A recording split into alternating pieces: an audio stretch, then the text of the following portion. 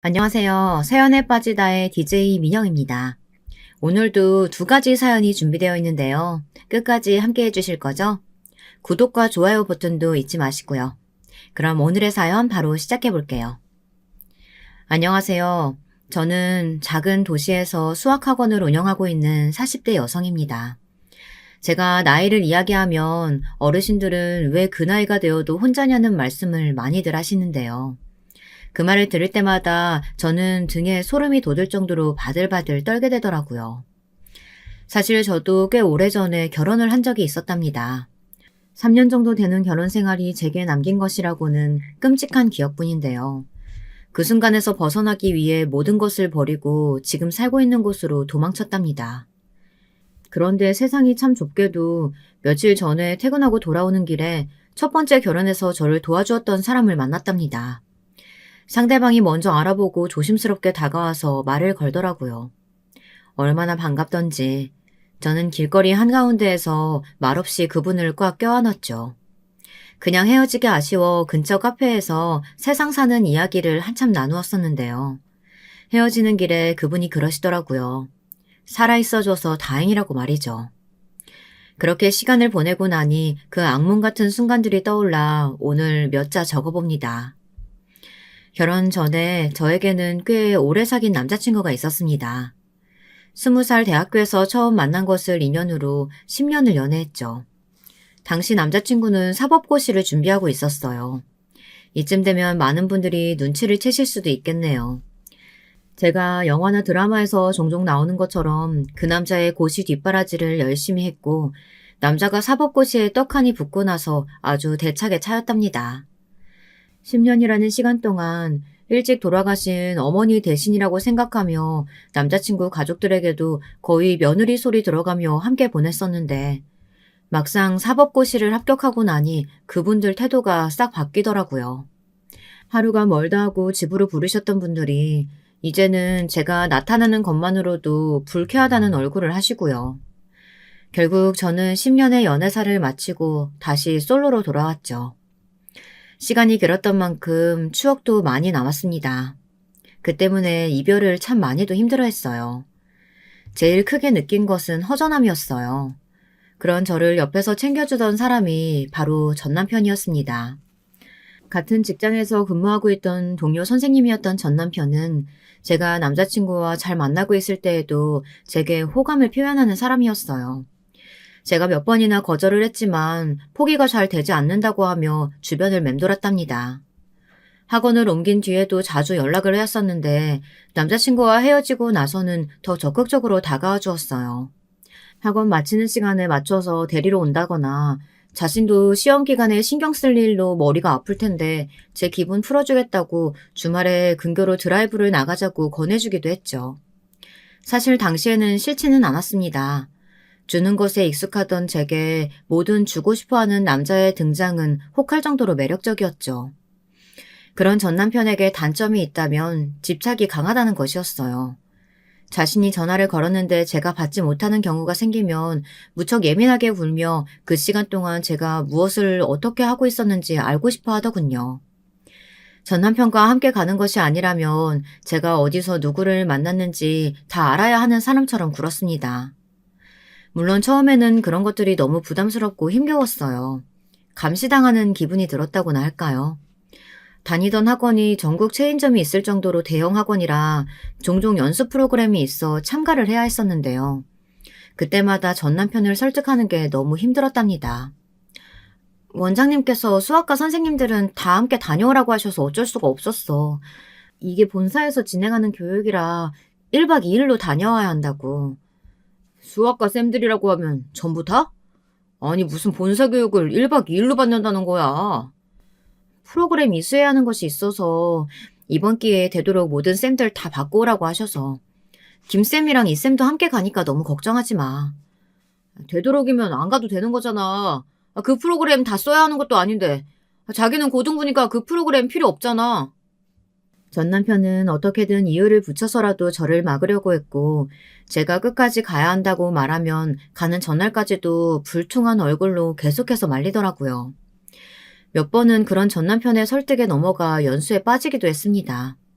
원장님께서는 저를 이해한다고 하시면서도 그것이 쌓이기 시작하니 나중에는 더 이상은 안 된다고 결정을 확실히 하라고 하셨죠. 그래서 한 번은 전 남편이 어떻게 나오든지 무조건 가야겠다 싶어 다 무시하고 연수를 간 적이 있었습니다. 그런데 무슨 일이 있었는지 아세요? 그 연수가 열리는 호텔에 전 남편이 나타났답니다. 휴가를 썼다고 하면서 제가 연수받는 시간 동안 본사 건물 주변에 계속 있더라고요.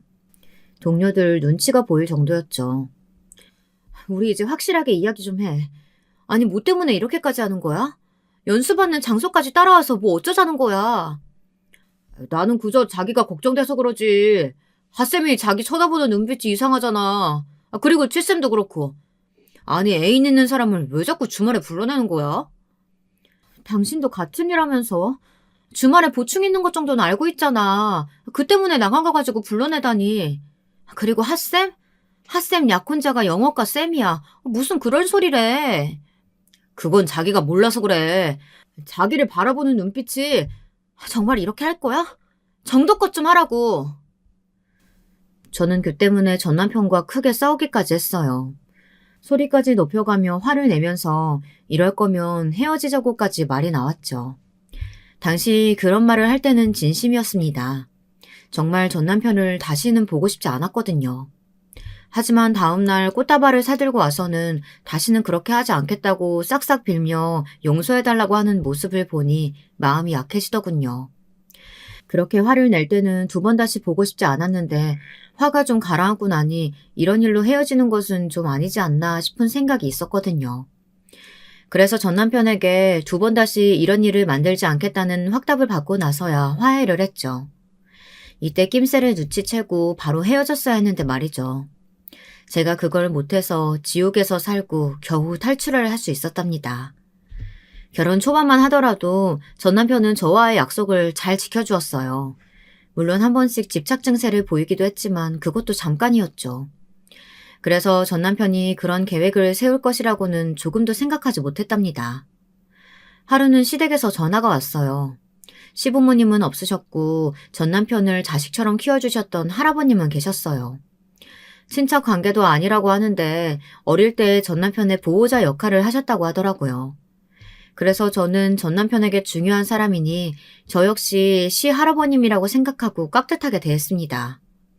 그런데 그런 시할아버님께서 위독하시다고 하더라고요.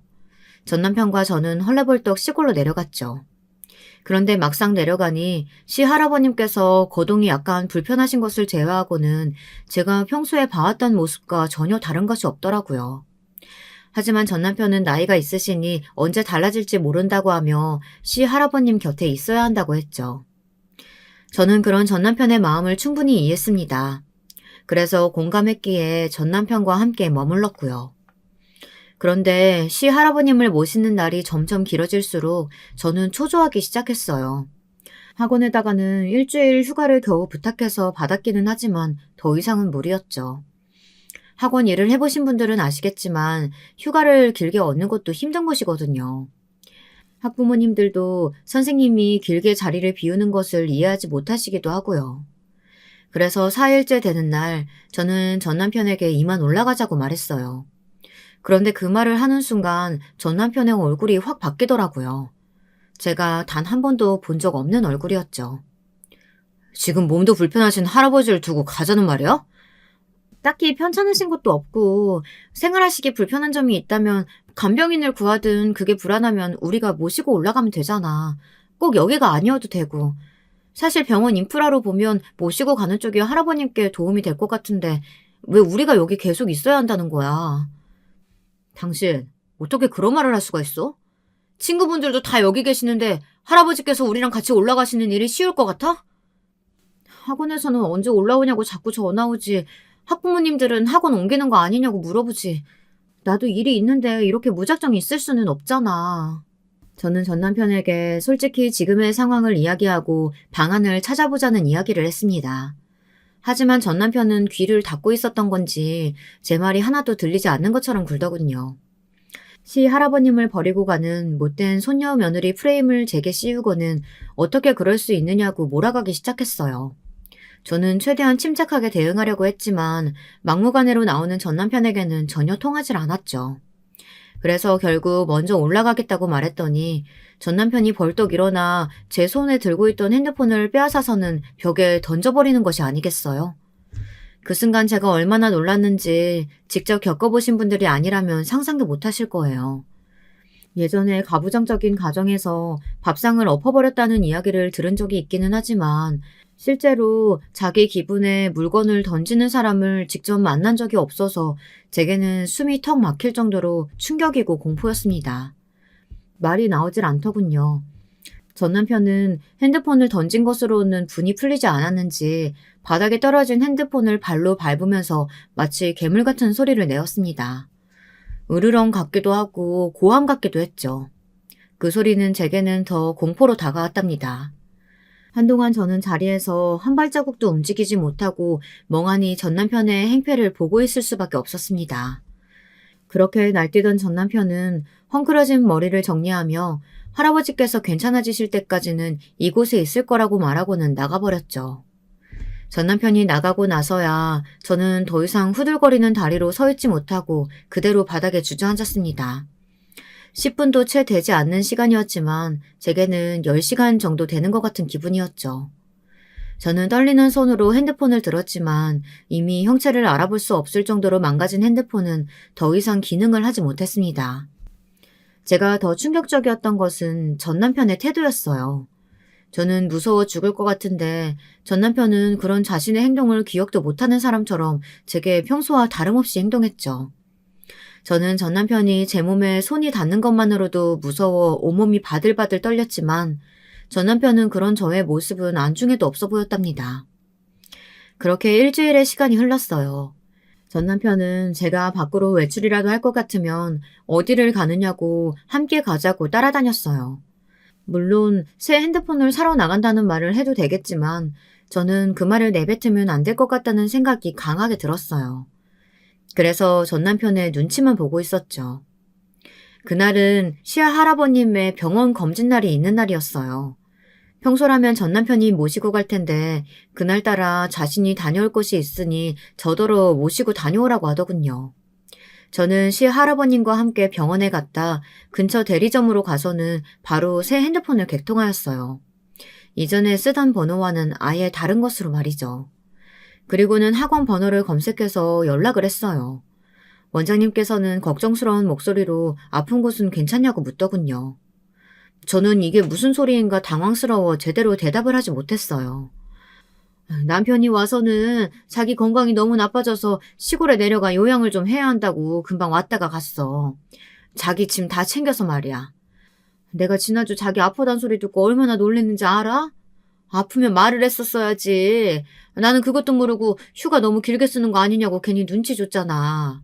미안해. 남편이 제 짐을 챙겨갔다고요? 언제요? 어머, 자기 몰랐어? 10분 전인가? 자기 짐 싹 다 챙겨서 갔어. 저는 전 남편의 이런 무개념적인 행동에 화가 치밀어 올랐습니다. 분명 저를 존중해달라고 결혼 전부터 그렇게 이야기했는데 이렇게 나온다는 것은 용납되지 않았어요. 저는 원장님과 전화를 끊고는 오늘 무슨 일이 있어도 단판을 지어야겠다고 생각했어요. 이때까지만 하더라도 결혼 전처럼 전 남편과 대화로 충분히 이 상황을 해결할 수 있을 거라고 믿었어요.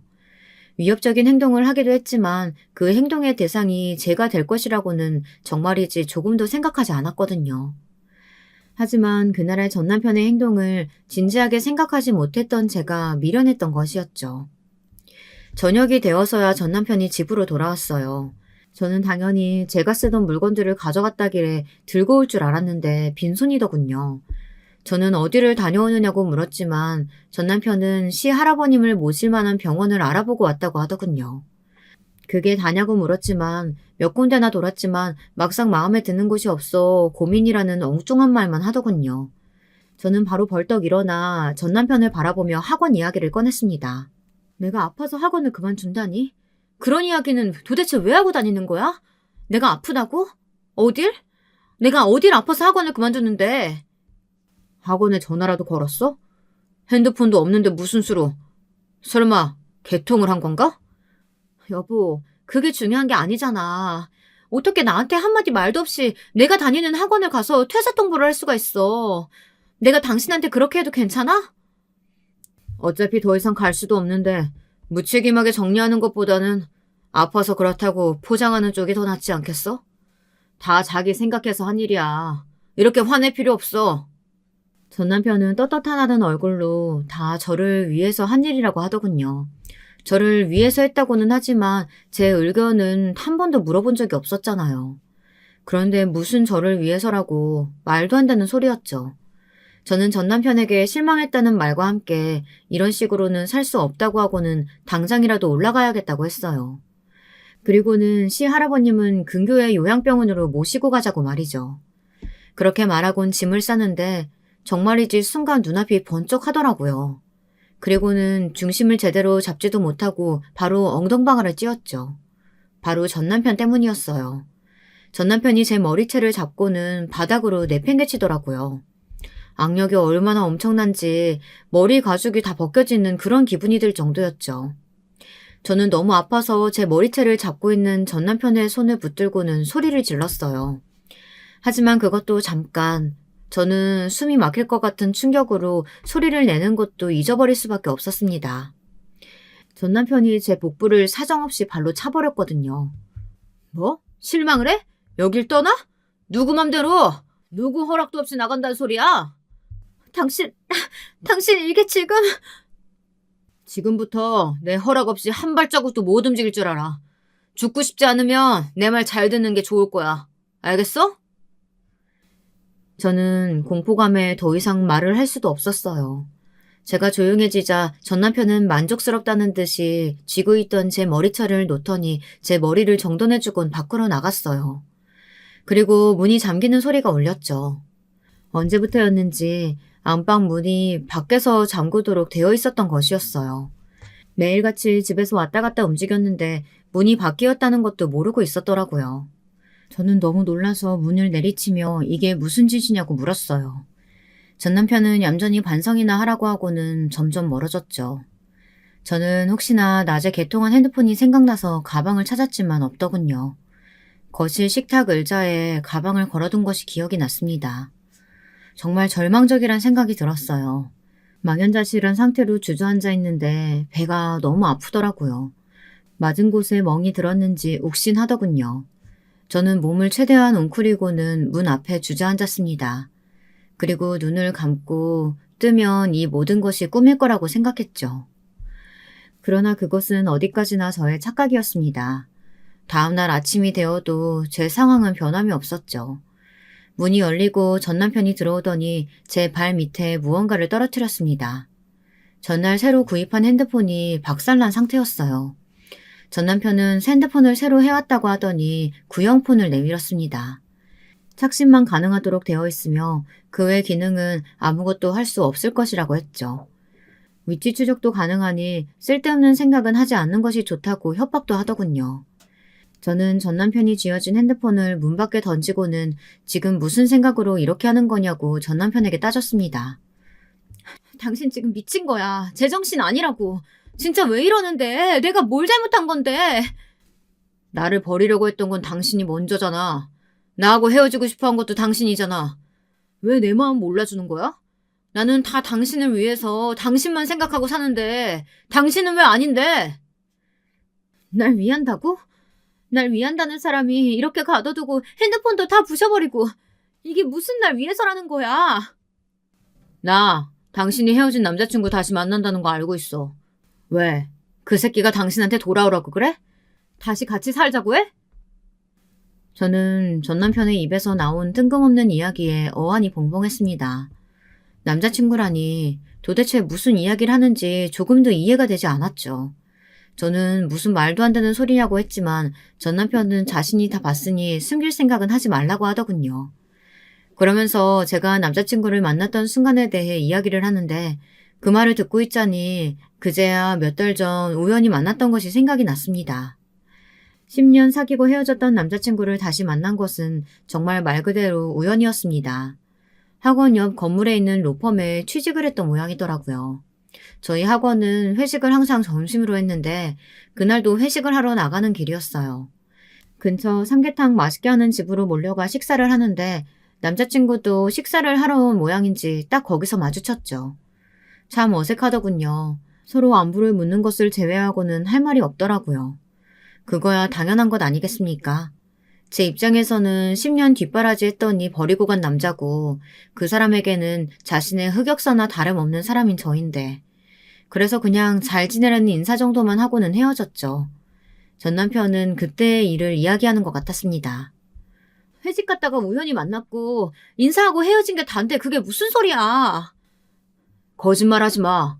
그렇게 화사하게 웃으면서 이야기해놓고는 나더러 믿으라고? 내가 그 말을 믿을 것 같아? 내가 그 사람이랑 어색함 말고 남은 게 뭐가 있겠어. 내가 그 사람하고 어떻게 헤어졌는지 당신이 더 잘 알잖아. 고작 그런 일로 이렇게 하는 거야? 당신이야말로 날 못 믿는 거잖아. 할아버지 일도 그래. 몸 불편하신 어른을 두고 그냥 가겠다고 어떻게 할 수가 있어? 솔직히 말해봐. 학원에 다른 사람 있는 거지? 아픈 가족 외면에서도 꼭 보고 싶은 사람이 있는 거잖아. 누구야? 어떤 새끼냐고? 당신은 미쳤어. 그놈의 의심병, 집착. 당신은 미친 거야. 저는 전 남편의 그 말도 안 되는 이야기를 더 이상은 듣고 있을 수 없었어요. 이런 남자랑 무슨 이야기를 더 해야 하나 싶더군요.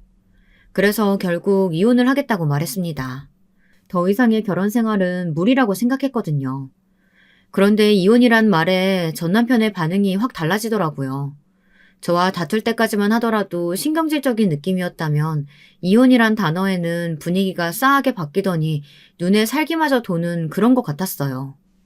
눈빛으로 사람을 죽일 수도 있겠구나 싶을 정도로 말이죠. 저는 순간 며칠 전 제게 손을 올리던 전 남편의 모습이 겹쳐 보이며 당장 도망쳐야겠다 싶더군요. 재빨리 현관으로 달려갔습니다. 신발도 신지 않고 밖으로 달려나갔죠. 발바닥이 따끔하고 아팠지만 저는 무조건 도망쳐야 한다고만 생각했어요. 하지만 얼마 가지도 못하고 저는 전 남편의 손에 붙잡혔어요. 저는 살려달라고 소리를 질렀지만 이미 빈집이 많은 시골에서는 그것마저도 허탕이었죠. 집으로 끌려 들어온 저는 머리부터 발끝까지 사정없이 해대는 전 남편의 발길질에 고스란히 당할 수밖에 없었습니다. 전 남편은 자신을 버리려 한 것이 분명하다며 도대체 어떤 놈과 바람이 난 것이냐고 물었지만 저는 대답할 수가 없었어요. 얼마나 그렇게 맞았을까. 전 남편은 누군지 꼭 알아내고야 말겠다고 하며 저를 다시 방에 가두더군요. 온몸이 안 아픈 곳이 없었습니다. 하지만 몸이 아픈 것보다도 여기서 도망치지 못하면 어떻게 하나, 이대로 죽는 걸까, 그런 생각이 머릿속에 더 가득했어요. 다시 눈을 떴을 때 저는 처음에 갇혀있던 곳과 전혀 다른 곳에 누워 있었습니다. 아무래도 전 남편이 옮긴 모양이었죠. 온몸에 들어있던 멍에는 연고를 발라둔 것 같더라고요. 저는 주변을 두리번거렸습니다. 방에는 아무것도 없더라고요. 그저 침대 하나만 덩그러니 있었죠. 그 흔한 창문도 없었고요. 저는 비틀거리며 일어나 방문 손잡이를 돌려봤지만 역시나 열리지 않았습니다. 화장실도 마찬가지였어요. 거울이 없더군요. 저는 기가 차서 헛웃음만 나왔습니다. 가보지도 않았지만 교도소도 이곳보다는 낫지 않을까 생각이 들더군요. 얼마나 더 시간이 지났을까 문이 열리고 전 남편이 들어왔습니다. 잘 잤어? 어때? 기분은 좀 나아졌고? 어제 당신 너무 흥분했더라고. 지금은 괜찮지? 사람을 이렇게 가둬뒀으면서 괜찮은지 묻는 거야? 당신 정말 진심이야? 그러게 왜 생각 없이 아무 말이나 내뱉어. 말이라는 게 얼마나 중요한데. 자신의 상황을 잘 보고 말해야지. 밥 먹자. 내가 자기 좋아하는 김치찌개 끓여놨어. 필요 없어. 저는 전 남편과 마주 앉아 밥을 먹는 상상만으로도 속이 뒤집히는 것 같아 단호하게 거절했습니다. 하지만 전 남편은 제 말은 들리지도 않는 사람처럼 제 팔목을 잡아 끌고는 밖으로 나가더군요. 거실로 나온 저는 깜짝 놀라고 말았습니다. 저는 단순하게 방을 옮긴 줄 알았는데 그게 아니었던 거였죠. 처음 보는 장소였어요. 거실의 한쪽 벽에는 커다란 웨딩 사진이 걸려 있었죠.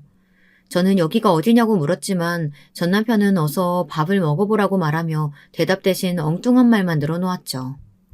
저는 먹지 않겠다고 버티면서 여기가 어디냐고 물었어요. 전 남편은 숟가락에 밥을 가득 떠서 제 입에 가져다 댔습니다. 하지만 저는 완강하게 거부했죠. 그때였어요. 전 남편이 숟가락을 바닥으로 던지더니 제 뺨을 세게 내리치더군요. 그 힘에 저는 휘청거리며 식탁 의자에서 굴러 떨어졌어요. 전 남편은 바닥에 널브러진 제 머리채를 잡아 일으키더니 숟가락을 쥐어주며 먹으라고 말했어요. 제가 또 거부하자 이번에는 반대뺨을 때리더군요. 그렇게 몇 대를 맞고 나자 온몸이 떨리면서 싫다는 소리를 못하겠더라고요. 덜덜 떨리는 손으로 겨우 밥을 입 안으로 밀어넣었죠. 하지만 이미 속에서는 난리가 난 상태였고 결국 얼마 먹지도 못하고는 그대로 다 뱉어낼 수밖에 없었어요. 전 남편은 자신이 해준 것을 뱉어냈다고 식탁에 있던 반찬을 다 밀어내더니 저를 끌고 다시 그 방으로 들어갔습니다. 그리고는 반성을 하라는 알 수 없는 말을 남기고는 다시 저를 가두었죠. 지옥이 이런 것이구나. 저는 갇혀있는 시간 동안 제가 죽어서 지옥으로 떨어져도 이것보다는 낫겠다는 생각이 들었어요. 실제로 그런 극한 상황을 생각해보지 않은 것도 아니었습니다. 하지만 전 남편은 제가 그런 시도조차 하지 못하게 집안에 아무것도 두지 않더라고요. 밥도 직접 먹여줄 정도로 손에 무언가를 쥐고 있을 수가 없었어요. 그렇게 얼마의 시간이 흘렀는지 모르겠어요. 날짜를 세는 것도 포기하게 되었죠. 저는 점점 그런 생활에 익숙해져 갔고 더 이상 전 남편에게 반항을 한다는 것이 의미가 없다는 것도 깨닫게 되었습니다. 전 남편은 그런 제 모습에 상당히 만족스러워했죠. 그런 생활이 지속되는 와중에 저는 충격적인 사실을 마주했습니다. 제 뱃속에 새 생명이 들어있다는 것을 알게 되었거든요. 새로운 생명의 탄생이 제게는 저주처럼 느껴졌습니다. 아마 듣고 계신 분들 중에는 아이가 무슨 잘못이라고 그런 생각을 하느냐고 하실 수도 있지만 그 상황에서 제게는 저주 그 이상도 그 이하도 아니었거든요. 제 상황에 민감한 전 남편은 바로 눈치를 채고 임신 테스트를 시켰어요. 그리고는 선명한 두 줄을 보자마자 뛸 듯이 기뻐하며 병원을 가자고 하더군요. 얼마 만에 외출인가 싶었습니다. 저는 기회를 봐서 도망치겠다고 결심했죠. 하지만 병원에 있는 내내 전 남편은 단 1초도 제 곁을 떠나지 않았습니다. 검사를 할 때도 제가 겁이 많다고 하며 함께 있겠다고 했죠.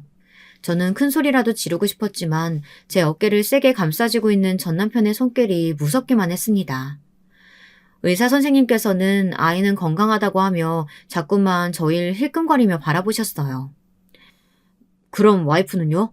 와이프 건강에 이상이 있습니까? 왜 그런 눈으로 보십니까? 아니에요. 산모도 건강합니다. 어디서 만났던 적이 있는 것 같아서요. 계속 시골에 살다가 올라온 지 얼마 되지도 않았는데 그럴 리가요. 전 남편이 딱딱한 말투로 딱 잘라 말하자 의사 선생님께서도 더 이상 할 말이 없으신지 임신 초기에 주의해야 할 것들에 관해 이야기를 하며 다음 주에 다시 오라고 하셨어요. 전 남편은 무슨 병원을 또 오라고 하느냐고 했지만 의사 선생님께서는 초반에는 자주 확인하는 것이 중요하다고 말했죠. 전 남편은 임신 사실 때문인지 조심스럽게 저를 대하더군요. 거칠게 잡아 끌거나 밀치는 행동이 확 사라졌죠. 방에 가둬두는 일도 없어졌습니다. 다만 하루 종일 제 곁을 떠나지 않았죠. 물 한 잔도 제 손으로 못 마실 정도였어요. 그렇게 일주일이 지나고 병원을 다시 찾았습니다. 의사 선생님께서는 갑자기 검사를 좀 하겠다고 하시고는 전 남편에게 나가 있어달라고 하셨어요. 전 남편은 저번과 동일하게 제가 불안해하니 안 된다고 했지만 의사 선생님은 단호하게 나가 있으셔야 한다고 했죠. 전 남편은 무슨 일이냐고 물었지만 의사 선생님께서는 10분이면 된다고 하며 전 남편에게 나가달라고 했어요. 저는 조마조마했습니다. 전 남편이 의사 선생님에게도 해코지를 하면 어떻게 하나 싶었거든요. 하지만 다행스럽게도 밖에서 기다리겠다고 하고는 나갔죠. 전 남편이 나가자마자 의사 선생님께서는 쪽지 하나를 보여주시면서 검사하게 편안한 자세를 취해달라고 하셨어요. 쪽지에는 혹시 도움이 필요하느냐고 적혀 있었습니다. 저는 고개를 격하게 끄덕이며 의사 선생님의 손을 잡았어요. 의사 선생님께서는 손바닥에 112를 적어주시며 자세는 편하냐고 물어보셨어요. 저는 좋다고 대답했습니다. 의사 선생님의 손짓에 간호사 선생님 한 분이 조용히 어디론가 가시더군요. 저는 그제야 안심이 좀 되면서 눈물이 핑 돌았습니다. 얼마 뒤 검사가 끝났다고 하고는 전 남편에게 유산기가 있다는 이야기를 꺼내셨어요. 전 남편은 깜짝 놀라며 그게 무슨 말이냐고 물었지만 의사 선생님께서는 산모가 심적으로 불안해하는 것 같다고 말하며 병원에서 며칠간 입원할 것을 권하셨죠. 집에서도 충분히 관리가 됩니다. 약이랑 주사만 좀 주시면 제가 챙기겠습니다. 물론 가정에서 잘 챙겨주시겠지만 입원과는 좀 다르죠. 아무래도 가정에 있으실 때는 자꾸 움직이게 되니까요. 아닙니다. 제가 손에 물 하나 묻히지 않도록 신경 쓰겠습니다. 전 남편은 입원은 하지 않겠다며 억지를 부렸고 의사 선생님께서는 끝까지 입원을 하는 것이 좋겠다고 말씀하셨어요. 전 남편의 기세가 점점 사납게 변하는 것이 피부로 느껴졌습니다. 하지만 의사 선생님께서는 침착하게 전 남편을 설득하려고 하시더군요. 그때였어요. 진료실 문이 열리면서 경찰 2분이 들어오셨어요. 그리고는 전 남편이 반응하기도 전에 저와 전 남편 사이에 서더니 신고를 받았다고 말씀하셨죠.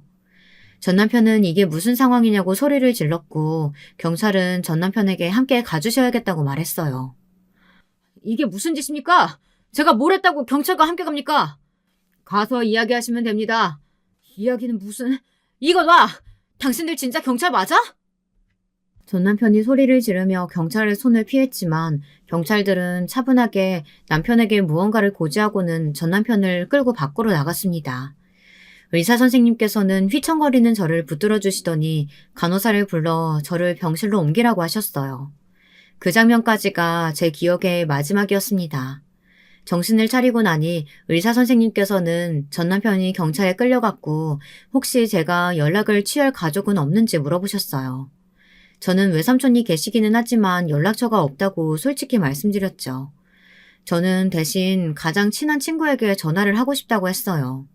1시간 정도 후에 친구를 만날 수 있었습니다. 가장 친한 친구인 미영이는 유치원 다닐 때부터 친구였죠. 너 이게 무슨 꼴이야? 살은 왜 이렇게 많이 빠진 건데? 그동안 연락도 안 되더니 병원이란 말에 얼마나 놀랐는지 알아? 저를 본 미영이는 눈물이 가득한 얼굴로 저를 꼭 안아주었어요. 얼마 만에 느껴보는 온기인지 저도 미영이를 마주 안으며 너무 보고 싶었다고 말했죠. 미영이는 그간 무슨 일이 있었던 거냐고 물었고 저는 하나도 빼놓지 않고 다 이야기했어요. 제가 당했던 상황에 미영이는 기함을 토하며 무조건 고소해야 한다고 말했죠.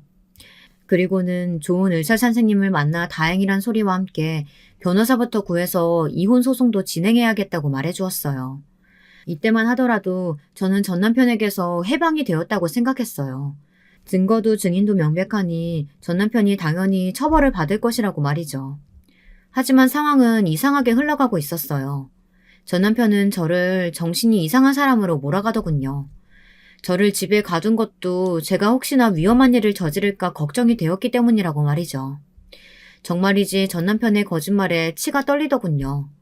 저는 병원에서 찍은 사진들을 증거로 전 남편에게 맞았다고 진술했지만 오히려 전 남편은 그런 것들이 제가 스스로 만들어낸 상처라고 주장했어요.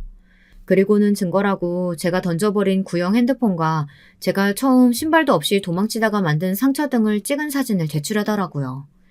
저런 사진을 남겼을 것이라고는 조금도 생각하지 못했어요. 그뿐만이 아니었습니다. 저는 받은 적도 없는 정신병원 검사 기록을 제출하고는 제가 심각한 우울증을 겪고 있었다고 하더군요. 학원을 그만둔 것도 그 때문이라고 하는데 정말이지 미치고 환장할 노릇이었어요. 하지만 제가 더 놀라고 충격을 받은 것은 전 남편이 증인이라고 내세운 사람들이었어요. 한 번도 만난 적 없는 의사는 물론이고 동네 주민들이라는 사람들이 나오는데 어이가 없었죠. 그 중에서도 제일 충격적인 것은 시 할아버님의 등장이었어요.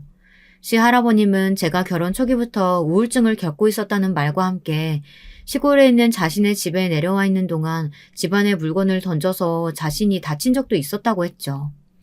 그러면서 난장판이 된 집안의 사진과 자신이 다쳤던 기록 같은 것을 보여주었어요.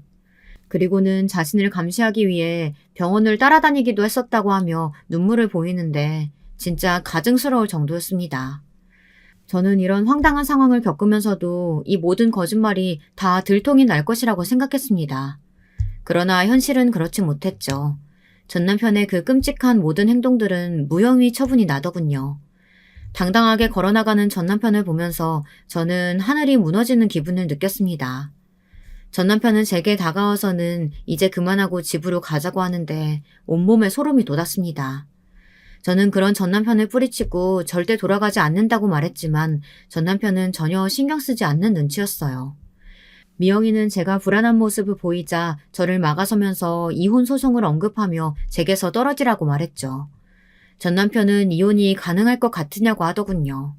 그쪽 말대로라면 제 친구가 정신에 이상이 있다는 건데 이혼을 안 해주는 이유가 뭔데요?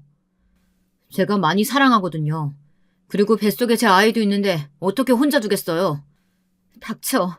당신이 무슨 짓을 저질렀는지 몰라도 세상 사람들이 다 당신 편일 것 같아? 그런 거짓말 언제까지 할 수 있을 것 같은데? 보세요. 저렇게 지금도 불안정한데 어떻게 혼자 두겠습니까? 제가 충분히 챙겨줄 수 있으니까 제 친구한테서 떨어져요. 이혼 소송 결과 나올 때까지는 내 친구 주변에 얼씬도 하지 말라고요. 전 남편은 어깨를 으쓱하더니 그것도 얼마 남지 않았다고 하고는 나중에 보자고 말하며 가버렸어요. 저는 그런 전 남편의 뒷모습을 보면서 저 사람한테서 벗어날 방법이 정말 없는 것인가 싶었죠. 미영이는 비틀거리는 저를 데리고 자신의 집으로 갔습니다. 전 남편은 그곳을 어떻게 알았는지 미영이 집 주변을 어슬렁거리고 있었어요. 그 모습에 더 피가 마르는 것 같았습니다. 그런 제 모습에 미영이는 망설이더니 조심스럽게 이야기를 꺼냈어요. 이러지 말고 도움을 요청해보는 건 어때? 도움? 어디다가?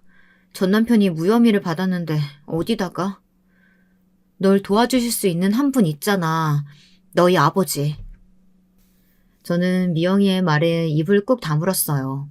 사실 제게는 20년 전에 헤어진 아버지가 계셨어요. 막장 드라마에나 나올 법한 이야기지만 집안 대대로 법조계에 몸담고 있던 아버지와 고등학교를 겨우 졸업한 어머니가 만나 뜨겁게 사랑을 하셨죠. 당연히 친가 쪽에서는 있을 수 없는 일이라고 반대를 하셨고 두 분은 그런 가족을 설득하지 못하고 그냥 도둑 결혼을 진행하셨다고 합니다. 제가 태어나고 나서야 친가에서는 어머니를 받아주시기는 하셨지만 매섭기만 한 시집살이에 결국 두 분은 이혼을 하기로 결정을 내리셨죠. 물론 친가에서는 저를 아버지가 키워야 한다고 했지만 아버지께서는 어머니께 저까지 뺏을 수는 없다고 하며 친권 및 양육권을 포기하셨어요. 당시 어린 마음에 저는 아버지가 저와 어머니를 버렸다고만 생각했고 나중에 그것이 아니라는 것을 알았을 나이가 되었을 때는 다시 아버지를 찾아간다는 것이 염치 없게 느껴졌답니다. 그래서 20년이 지나도록 아버지와는 아무런 연락도 없이 살았죠. 미영이는 그런 아버지를 찾아가 보라고 권했습니다. 솔직히 내키지 않았습니다. 이제 와서 딸이라고 나타나면 아버지 입장은 어떻게 되고 새로 생겼을 가족들은 또 어떤 마음으로 저를 보겠는가 싶었거든요. 하지만 전 남편이 저뿐만 아니라 미영이 주변을 어슬렁거리는 것이 불안하기만 했던 저는 결국 아버지를 만나기로 결심했습니다. 미영이가 알아봐준 전화번호로 처음 전화를 걸었을 때가 아직도 생생합니다. 무슨 말을 처음 해야 할지 몰라 망설이던 저는 기어들어가는 목소리로 겨우 제 이름을 말한 것이 전부였거든요. 아버지는 제 이름을 듣자마자 깜짝 놀라시며 먼저 만나달란 말씀을 꺼내셨습니다. 그렇게 저는 20년 만에 아버지를 만났습니다. 어색할 것이라고 생각했던 것과는 다르게 아버지는 저를 보자마자 떨리는 목소리로 한 번만 안아볼 수 있겠냐고 물으시고는 제가 괜찮다고 하자 저를 세게 안아주셨어요. 그리고는 너무나도 보고 싶었다고 말씀하셨죠. 제가 자라는 동안 몇 번이고 저를 보러 오셨지만 차마 앞에 나설 수가 없었다고 미안하다고 말씀하시는데 기분이 오묘했습니다. 오랜만에 만난 회포도 풀기 전에 저는 아버지께 도와달라는 이야기를 꺼냈어요. 그동안 제가 겪어온 모든 일을 말씀드렸죠. 아버지는 제 이야기가 끝날 때까지 한마디도 하지 않으셨어요. 가만히 고개만 숙이고 계셨죠. 길고 긴 제 이야기가 끝나고 나자 아버지께서는 신음소리를 내시며 길게 한숨을 내쉬었죠. 저는 혹시나 아버지도 다른 사람들처럼 전 남편이 내민 증거만 보고 저를 이상한 사람으로 생각하시는 것은 아닐까 불안한 마음이 들었습니다. 1분 1초의 시간이 제게는 몇 시간이나 되는 그런 기분이 들었습니다. 얼마를 그렇게 앉아 계셨을까? 갑자기 자리에서 벌떡 일어나신 아버지께서는 제 곁으로 다가오셔서는 제 손을 세게 잡으셨어요. 얼마나 힘들고 무서웠을까. 고통스럽고 도망치고 싶었을 텐데 마음고생 많았겠구나. 저는 아버지의 따뜻한 말에 결국 눈물을 보이며 도와달라고 말했습니다. 아버지께서는 절대 전 남편을 용서할 수 없다고 하시고는 앞으로는 자신과 함께 지내자고 말씀해 주셨어요. 저는 전 남편이 아직도 주변을 맴돌고 있다고 말씀드렸지만 아버지께서는 아무런 상관이 없다고 하셨죠. 그리고는 제가 보는 앞에서 어디론가 전화를 걸더니 전 남편에 대해 알아오라고 말을 하셨어요. 내가 다 해결하마. 그러니 너는 아무런 걱정하지 말고 집에 가 있어. 내가 다 해결하마. 제가 가 있어도 괜찮을까요? 집에서 불편해하시면. 불편? 누가 말이냐? 할머니 할아버지도 널 많이 보고 싶어 하시는데 불편할 게 뭐가 있어? 그래도 다른 자식들이 저를 불편해하실 텐데요. 이미 너에 대해서 다들 알고 있어. 걱정하지 마렴. 저는 아버지의 다정한 말씀에 눈물이 핑 돌았습니다. 20년 만에 들어가는 친가는 여전히 웅장하고 거대했어요. 이미 저에 대해 다 말씀을 해두신 것인지 할머니와 할아버지는 저를 보자마자 껴안고는 눈물을 보이셨어요. 새어머니로 보이는 분이 잘 왔다고 한 말씀 하시고는 연신 제 손을 쓰다듬어 주시면서 아픈 곳은 없는지 몸은 건강한지 물어보셨죠. 제게는 이복 형제가 셋이 있었는데 셋 다 남동생이었어요. 모두들 저를 걱정하며 환영해 주는데 몸에 기운이 쫙 빠지더라고요. 가족들은 제게 아무런 걱정하지 말고 모든 것을 맡겨두기만 하면 된다고 하셨어요. 그리고는 되도록 혼자서는 나가지 말라고 주의를 주셨죠. 한 달 정도 저는 정말이지 꿈 같은 순간들을 보냈어요. 새어머니도 남동생들도 정말 좋은 사람이더군요. 아버지의 자식이라는 이유가 고작인 저에게 이렇게 잘해주셔도 되느냐고 물었을 정도였죠. 아버지께서 워낙 제 이야기를 많이 하셔서 전혀 어색하지 않다고 하시는데 이런 순간이 제게도 오는구나 싶었습니다. 하지만 인생이 그렇듯 좋은 일만 있는 것은 아니었어요. 새어머니와 함께 외출을 하고 돌아오는 길이었어요. 기사님을 기다리며 이런저런 이야기를 하는데 갑자기 누군가 세게 제 팔목을 잡았어요. 새어머니께서 놀라시며 무슨 짓이냐고 소리를 질렀어요. 하지만 저는 한마디도 할 수가 없었습니다. 팔목이 잡히는 순간 누군지 바로 알 수 있었거든요. 잔뜩 헝클어진 머리와 언제 마지막으로 면도를 했는지 알 수 없을 정도의 몰골로 전 남편이 저를 노려보고 있었죠. 새어머니께서는 당장 그 손 놓으라고 소리를 지르셨지만 전 남편은 제 팔목을 쥐고 있던 손에 힘을 더 할 뿐이었어요. 감히 날 이렇게 몰아붙여? 내가 뭘 잘못했는데? 말해봐. 내가 당신한테 못해준 게 뭐가 있는데? 이거 놓고 이야기해. 이거 놓으라고! 당장 내 딸한테서 손 떼! 이 짐승 같은 새끼야! 아주 대단하신 집안이던데 내가 널 놔줄 것 같아? 꿈도 꾸지 마. 넌 죽을 때까지 내 거니까. 전 남편은 어떻게든 제 앞을 막아서는 새어머니를 밀치고는 저를 끌고 가려고 했어요. 하지만 곧 나타난 기사님과 주변 매장에 있던 분들이 나와 저와 새어머니를 보호했고 곧 경찰이 나타났죠. 경찰 소리에 전 남편은 빠른 속도로 사라졌지만 곧 뒤를 쫓은 경찰에 붙잡혔답니다. 전 남편은 끌려가는 마지막까지 자신은 다시 오겠다며 기다리고 있으라고 소리를 질렀어요. 그 말이 얼마나 무섭던지 저는 서 있을 수가 없을 정도였죠. 그런데 그런 저를 부축하시던 새어머니께서 구급차를 부르라고 소리를 지르시더라고요. 아랫배가 아픈 것이 이상하다 생각에 아래를 보려는데 새어머니께서 제 고개를 잡고서는 자신을 보게 하시더니 아무 일도 없을 것이라고 말하며 괜찮다고 하시는 거예요. 저는 본능적으로 뱃속의 아이에게 문제가 생겼다는 것을 알 수 있었죠. 병원으로 급히 호송된 저는 결국 그날 아이를 잃었습니다. 저를 잔인하다, 매정하다 욕하시겠지만 사실 아이를 잃은 것도 슬프지 않았어요. 미안한 말이지만 오히려 전 남편과의 고리가 완전히 끊어진 것 같아 안도감마저 들었죠. 새어머니께서는 울지 않는 저를 보시며 연신 괜찮다는 말씀만 하셨어요. 그런데 그 소리가 자장가처럼 들리더라고요. 그래서 스르륵 눈을 감고 새어머니의 목소리를 들었죠. 그렇게 잠들고 다시 일어났을 때 놀란 얼굴의 아버지가 보였어요. 아버지는 전 남편이 감시망을 빠져나갔을 것이라고는 생각지 못했다며 미안해 하셨죠. 저는 무슨 일이 벌어지고 있는지 알아야겠더라고요. 그래서 아버지에게 모든 것을 이야기해달라고 말씀드렸습니다. 아버지의 이야기는 간단했어요. 전 남편이 제게 저지른 행동에 대해서 무혐의가 나왔기에 다시 그 일을 언급할 수가 없어 전 남편에 대해 조사를 좀 했다고 하셨어요. 저를 집에 가둬두고 본인도 집 밖으로 나간 일이 손에 꼽을 정도였다는 제 말에 전 남편이 다른 루트로 돈을 벌고 있을 것이라고 생각하셨던 아버지는 전 남편의 금전 관계를 하나도 빠짐없이 조사를 하셨다고 했죠. 그러다가 비정기적으로 큰돈이 오가는 것을 확인하셨고 그 돈의 출처를 찾기 위해 알아보았지만 쉽게 꼬리가 잡히지 않았다고 하셨어요. 범죄 경력은 없지만 보통 얘기가 아니구나 싶었던 찰나 전 남편이 자주 드나들던 블로그를 조사하다가 놀라운 것을 발견했다고 하셨죠. 전 남편이 블로그를 통해서 불법 도박을 하고 있었다는 거예요. 그것뿐만이 아니라 일본에서 유행하는 것으로 집이 없는 청소년들을 알선해서 돈까지 챙기고 있었던 거죠. 저를 찾아온 날 범죄 사실이 발각된 것을 알게 된 전 남편이 도망을 다니던 중이었다고 해요. 저를 찾아온 것도 자신의 범죄 사실이 들통난 이유가 저 때문이라는 것을 알게 되었기 때문이라고 하셨죠.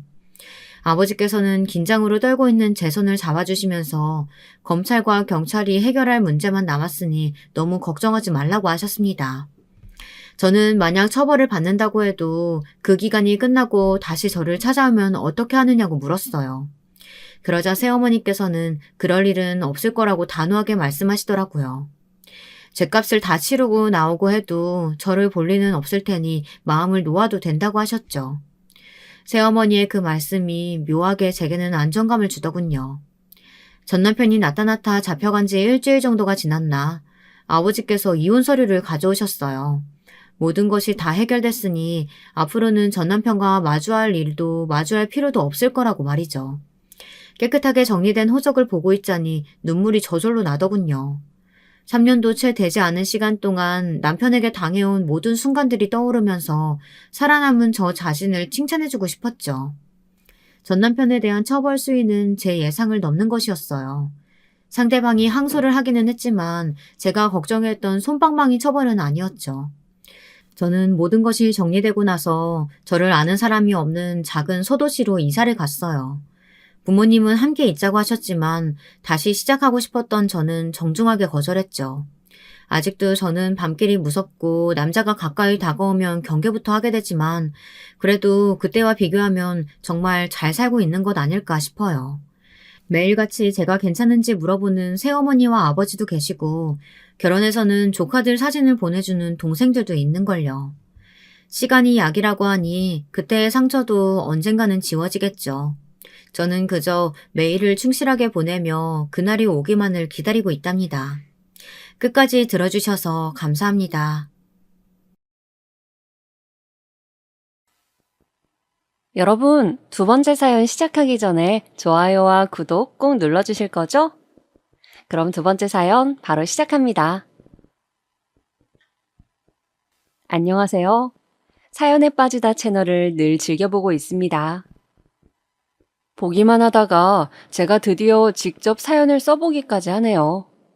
어쩌면 별것 아닌 사연이 될 수도 있어요. 사실은 제가 살아오면서 보고 듣고 느낀 것을 잔잔하게 꺼내어보고 싶은데 저를 잘 모르는 사람들한테 이야기를 하고 싶거든요. 바로 이 바람을 가지고서 사연을 작성하게 되었습니다. 저의 인생에 존재하셨다가 떠나신 저의 할머니가 생각났기 때문이죠. 저는 지금 대도시에 살고 있지만 제가 한때 신세를 지기도 했던 할머니의 댁은 어느 산골 마을의 자리에 있었습니다. 당시에 이웃집들의 가구 수가 30가구나 되었을까요? 아침 저녁으로 쳐다보게 되는 높디 높은 산은 사방으로 밋밋하게 그 산줄기를 문어발처럼 수없이 뻗어놔서 그 산등성이마다 골짜기마다 크고 작은 마을들이 마치 숨바꼭질하듯이 숨어 있었습니다. 할머니의 댁은 그 마을들 중에서 작은 마을에 해당되었죠. 주로 고추 농사들을 하면서 살았어요. 70대는 물론이고 80대 할머니들까지 꼬부라진 허리들을 한 채 농사철이면 모두 밭에 나가서 큰 일꾼 노릇을 하였더랍니다. 그랬던 할머니들이 하나둘씩 세상을 떠나시게 되면 이제 마을에서는 일꾼을 얻지 못해 농사의 규모를 많이 줄일 수밖에 없는 것이었죠. 젊은이들이라고 해봤자 두어 명 정도가 있었어요. 힘을 잘 쓴다는 아저씨들도 기계로 무엇을 실어 나르거나 한꺼번에 후다닥 해치우는 일이나 잘할 뿐 밭고랑에 앉아서 온종일 풀을 뽑거나 고추를 따는 일은 대체로 싫어하셨습니다. 허리가 꼬부라진 할머니들은 일을 빨리 하지는 못하지만 엎드려서 쉬지 않고 꾸준히 하니 힘이 센 젊은 아저씨들보다 훨씬 더 나았죠. 그런 중요한 일꾼들이 세상을 하나 둘씩 떠나니 농사일이 순조롭게 이어지기란 쉽지 않았던 때, 그 시기에 저는 그 마을에서 얼마간 지내며 할머니와 일상을 보내셨습니다. 저희 할머니도 그러하셨지만 마을의 모든 할머니들은 혼자 지내고 계셨습니다. 자식들이 전부 먼 도시로 떠난 탓이었죠.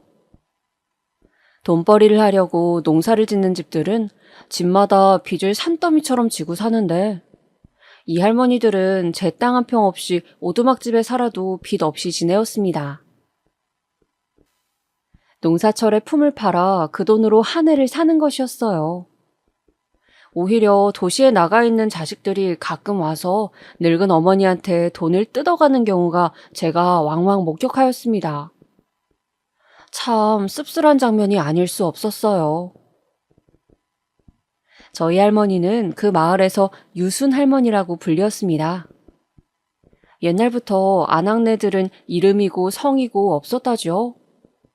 서울에서 왔으면 서울댁이고 전주에서 왔으면 전주댁, 경상도 한실 골짜기에서 왔으면 한실댁이라고 했을 뿐이었다고 하니까요. 그런데 무슨 댁이 아니고 유순 할머니라고 하게 된 것은 손녀의 인상이 강렬했기 때문입니다. 제 이름이 바로 유순이었거든요. 그래서 마을 사람들이 할머니에게 붙여준 이름 유순 할머니였습니다. 부모님의 사정으로 저는 곧잘 할머니 댁에 맡겨지곤 했었죠. 아주 어렸을 때부터요. 저희 할머니는 농사철이면 날마다 이웃집에 불려가서 아침부터 저녁까지 일을 했는데 워낙 나이가 많아서 힘이 들기도 하지만 비슷한 나이의 할머니들이 세상을 다 떠나버려서 혼자 많은 일을 하려니 계속 힘에 부처 하셨습니다. 그래서 제가 있는 동안에는 늘 일을 도와드렸어요. 저희 할머니라는 인물의 역사를 남기고 싶어서 적어보자면요. 이북 출신이셨습니다. 고향이 평양 근처의 동네였는데 땅을 많이 가진 지주의 집안이라서 일제강점기 시절에도 큰 어려움은 없이 살았던 모양이었죠. 해방이 되자 북녘에는 곧 소련군이 들어와서 공산주의 세상이 된다고 말들이 크게 돌았고 가족들은 당장 짐을 싸게 되었습니다. 그렇게 38선을 넘어 남쪽으로 오게 되었던 겁니다. 해방 직후에는 아직 38선이 막히지 않아서 누구든지 넘나들 수 있었다고 하더군요. 지금에 와서 생각하자면 말도 안 되고 신기한 일이에요. 온갖 짐을 다 싸들고 월남한 뒤로는 서울에서 자리를 잡았다고 합니다. 하지만 뜻밖의 사태가 발발하였습니다. 시기를 보면 짐작이 가시죠? 바로 6.25 전쟁이 벌어졌던 거예요. 그 전쟁터 한복판에서 가족들이 전사를 하게 되었습니다. 할머니는 목숨을 건졌지만 넉넉했던 살림이 거덜났던 것은 물론이요. 이제는 그날 입에 풀칠을 할 수도 없게 된 상태였다고 해요. 이대로는 꼼짝없이 굶어 죽겠구나. 모두가 어려운 이 상황에서 동량을 해봤자 그게 얼마나 통할 것이며 내가 버틸 수 있을까? 차라리 어디 산골에 들어가 그런 곳에 마을이 있는지 찾아보자. 아직 정신이 또렷하고 체력이 남아있을 때 움직여야겠다. 오로지 그런 생각만으로 할머니는 정처 없이 떠돌았다고 합니다.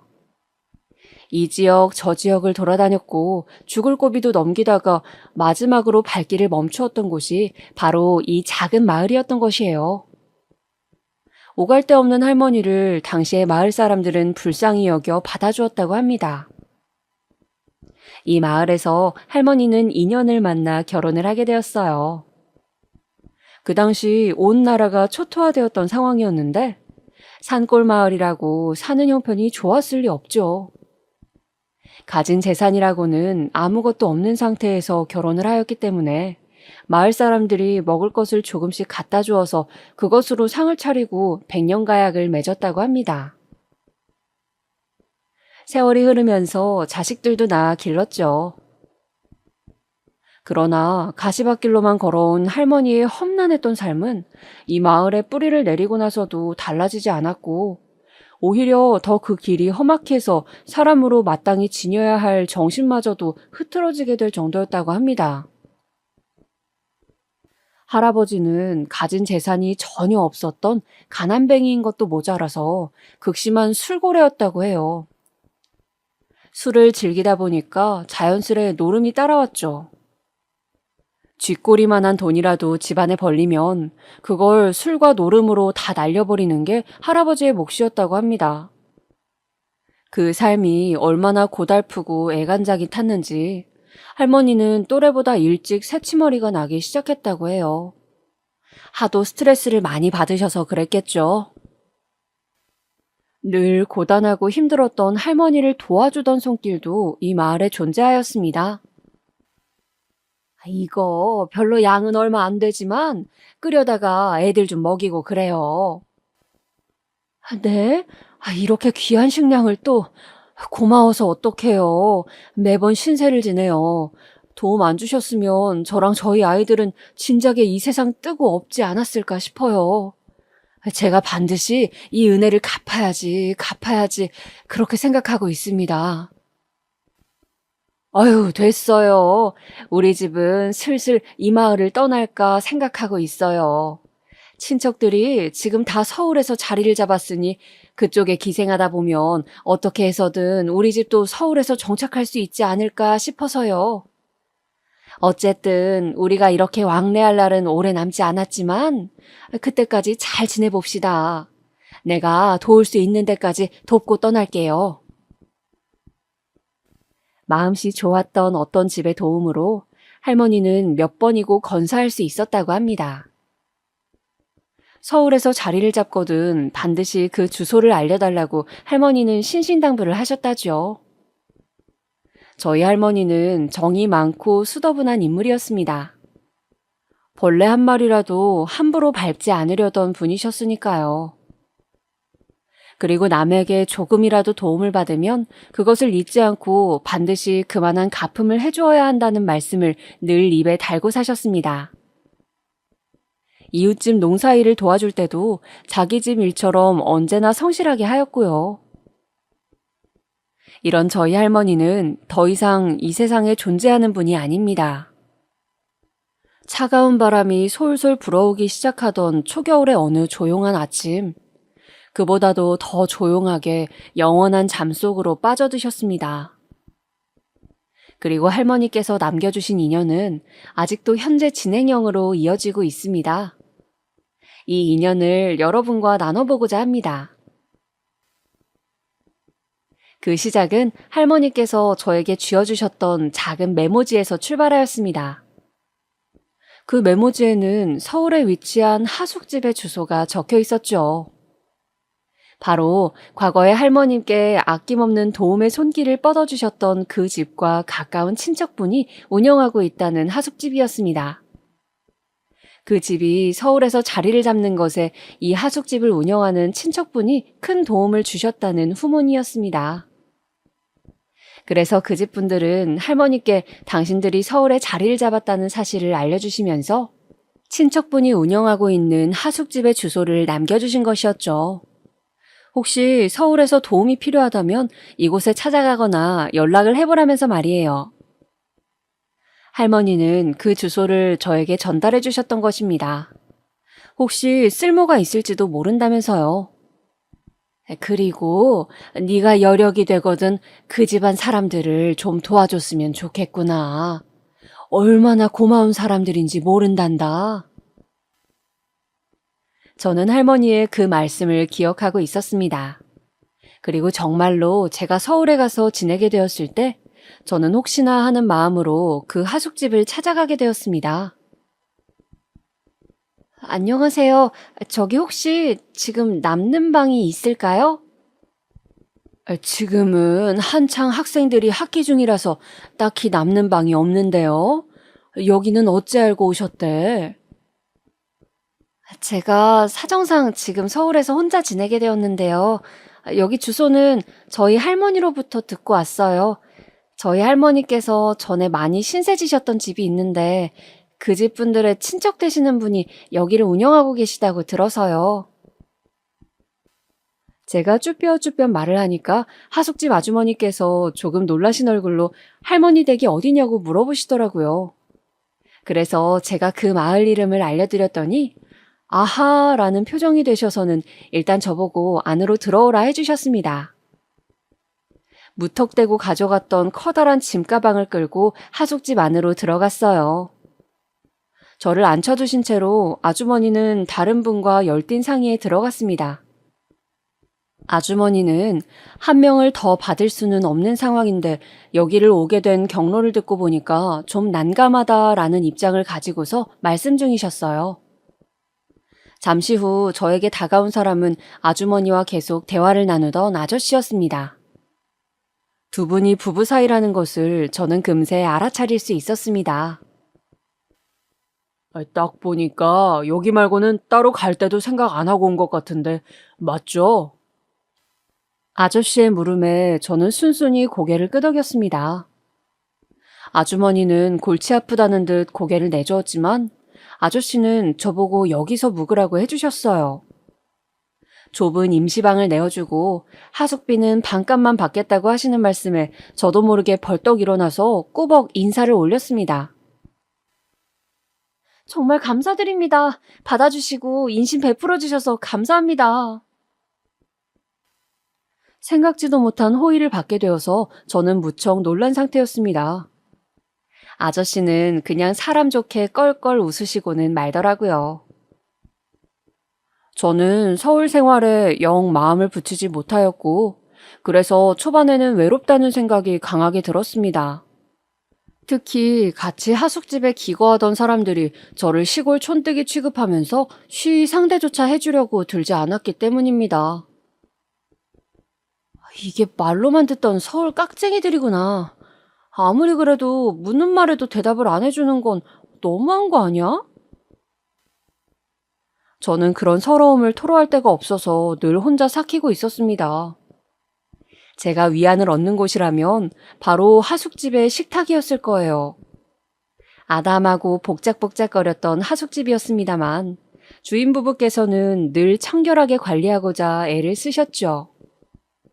그리고 망가진 곳이라든지 수리가 필요한 곳이라면 아저씨는 늘 총알같이 나타나셨습니다.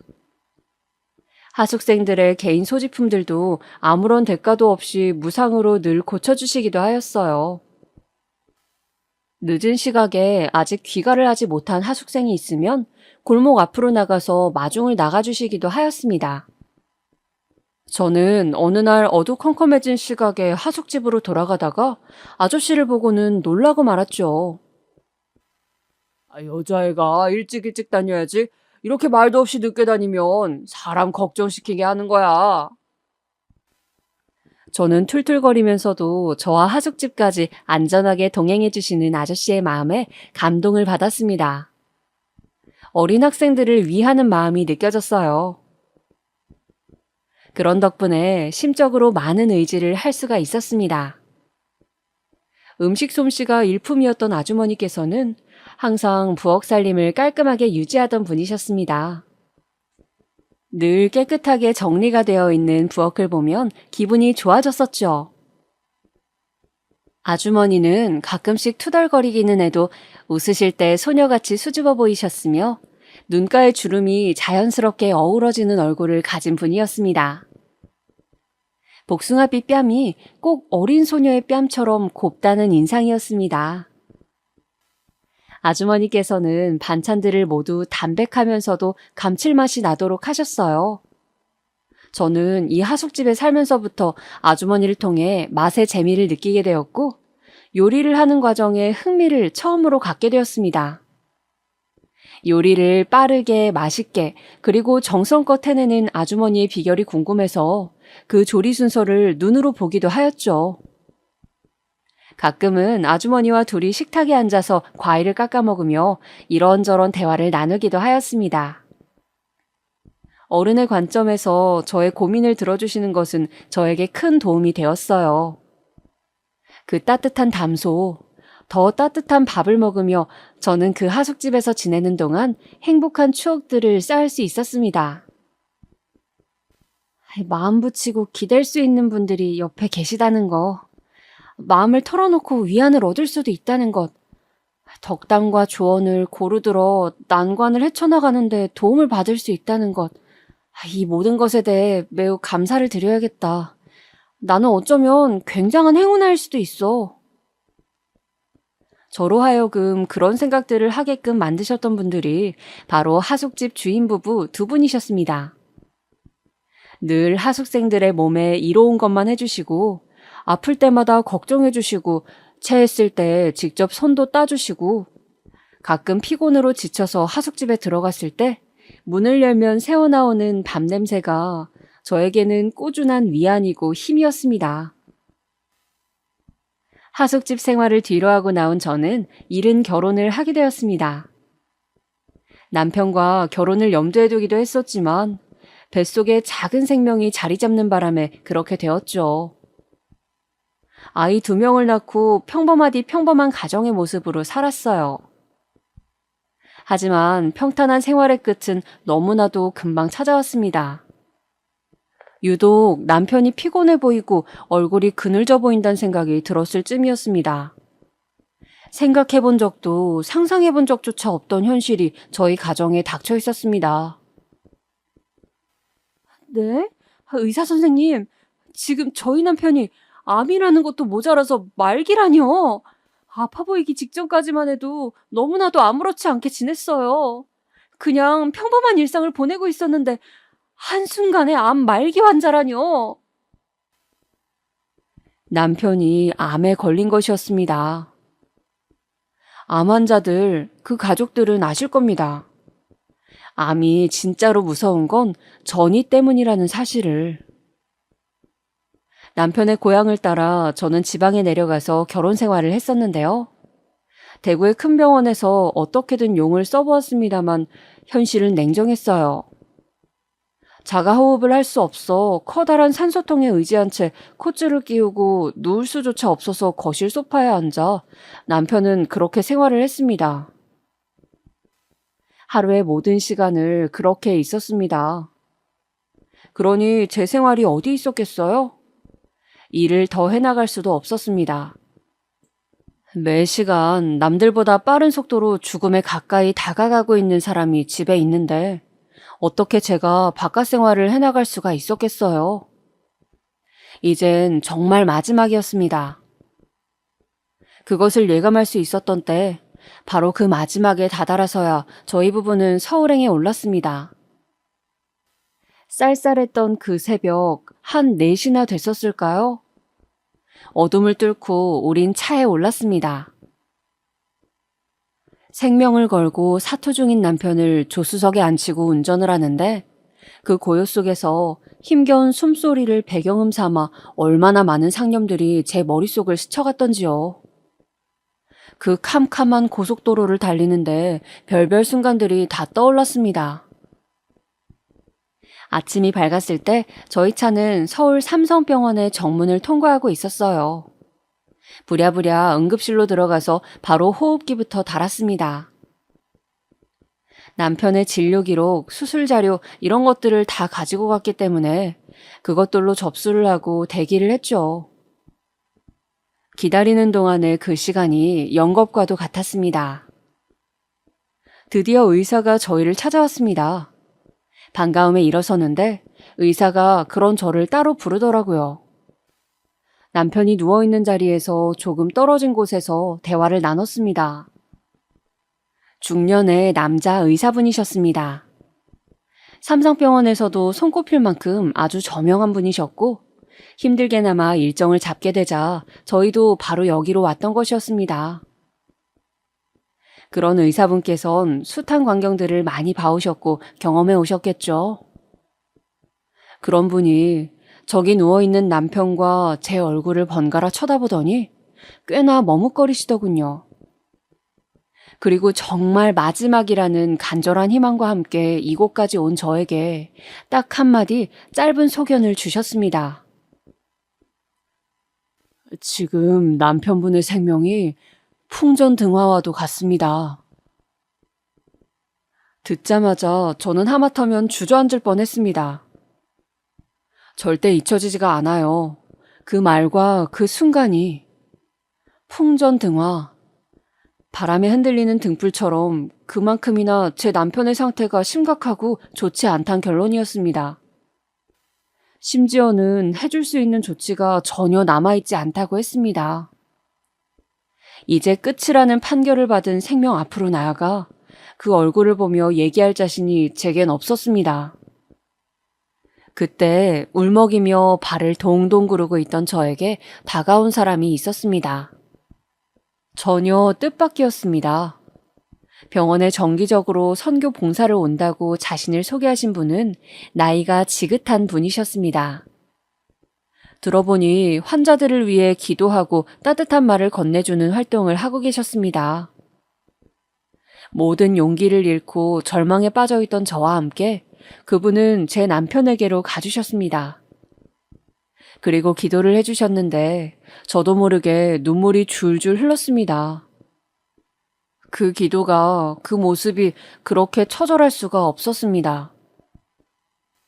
누군가가 누군가를 위해, 생판 모르는 존재를 위해 저렇게도 온 힘을 다할 수가 있구나 하는 생각이 들면서 그 간절함이 온 주변에 퍼지는 느낌이었습니다. 제 남편도 기도를 받으며 눈물을 흘렸습니다. 그분은 집에서 싸온 도시락이 있는데 좀 나눠 먹지 않겠냐며 권유를 해주셨습니다. 사경을 헤매는 환자가 있는데 제가 어떻게 끼니를 잘 챙길 수 있었겠어요. 간밤부터 아무것도 먹지 못했었기에 감사히 응급실 밖에서 도시락을 나눠 먹었습니다. 소식을 서로 전하자며 번호도 나누었습니다. 아무런 치료도 받을 수 없다는 사실을 알고 남편이 무덤덤하려 노력하는 게 보였습니다. 지체할 것 없이 지방으로 내려가기로 했습니다. 당시 앰뷸런스를 이용하면 비용이 수십만 원이었는데요.